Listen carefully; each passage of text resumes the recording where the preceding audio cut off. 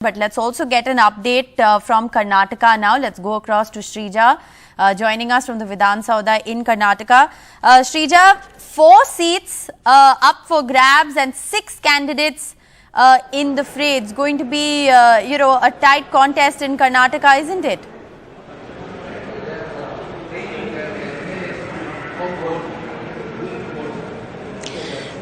Well, even though the BJP has, an upper hand over numbers, as the Congress and the BJP is putting up a very strong fight at the moment. And yes, of course, the voting has already started and several of the MLAs have already started to come. And we just did, of course, witness several of the BJP MLAs making their way to the polling stations. So all the arrangements that have been made right now at the moment right here inside the Vidhan Sauda, in terms of the numbers that we're talking about, why exactly it's going to be a very tough contest is because we see the kingmaker is going to be emerging as far as the 4th seat is concerned, because all the parties, whether that is the JDS, BJP or the Congress, now all 3 of the parties have fielded a candidate for this particular 4th seat. Now, in terms of what's the agreement that's on, on the table, we see especially the JDS and the Congress could not really come to an agreement, and there is strife between the 2 of the opposition parties. On the opposition camp, we see that especially Kumaraswamy did, of course, try and request the Congress, especially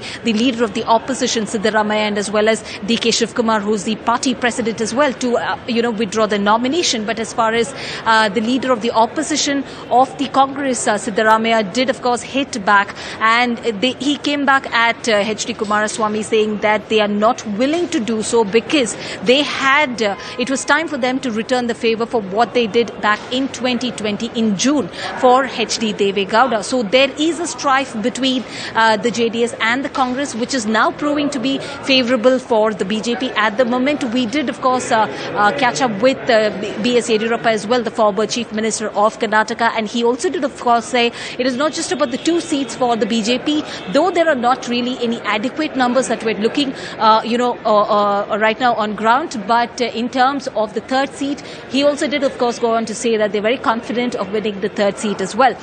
So in terms of, either ways, it's going to prove a very, positive for the BJP at the moment. So it is a very close fight as far as the JDS and the Congress is concerned, though they are falling short of numbers.